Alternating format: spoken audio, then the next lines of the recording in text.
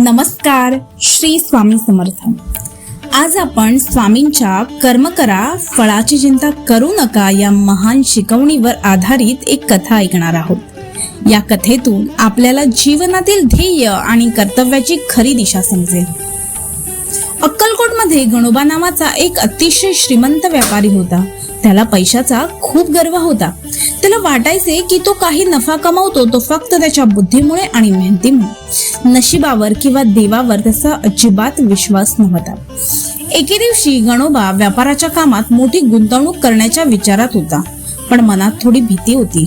त्याच वेळी त्याला समजले की स्वामी समर्थ मंदिराजवळ एका वडाच्या झाडाखाली बसलेले आहेत। गणोबा त्यांच्याकडे गेला आणि म्हणाला, महाराज, मी एक मोठा व्यापार सुरू करत आहे। त्यात खूप मोठा धोका आहे।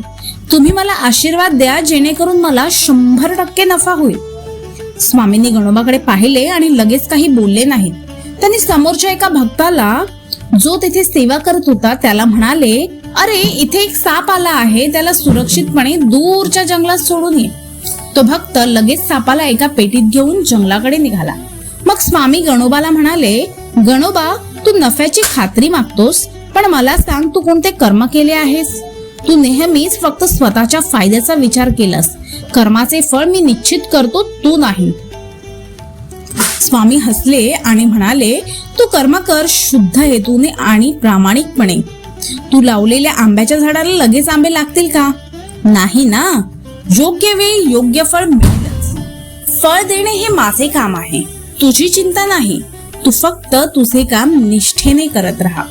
त्याच क्षणी सापाला जंगलात सोडून आलेला तो भक्त परत आला। तो म्हणाला, स्वामी, मी त्या सापाला जंगलात सोडले, येताना मला रस्त्यात एक सोन्याची मोहर सापडली। स्वामी गणोबाला म्हणाले, पाहिलेस, त्या भक्ताने निष्काम सेवा केली, त्याला लगेच फळ मिळाले। कर्माचा हेतू महत्वाचा असतो। फळाची आसक्ती सोडून दे, आपले व्यापार कार्य कर। तू जर चांगला हेतू ठेवला तर नफा आणि समाधान दोन्ही मिळेल। गणोबाला आपली चूक कळाली। त्याने स्वामींच्या चरणी नतमस्तक होऊन फळाची चिंता न करता आपले कर्म प्रामाणिकपणे करण्याचे वचन स्वामींना दिले। या कथेतून आपल्याला हा बोध मिळतो, जीवनात केवळ फळाचा विचार न करता आपले कर्म म्हणजेच कर्तव्य प्रामाणिकपणे आणि निस्वार्थ भावाने करणे महत्वाचे आहे। कारण आपल्या कर्माला योग्य फळ देण्याची जबाबदारी स्वामी समर्थांची म्हणजेच परमेश्वराची आहे। श्री स्वामी समर्थ।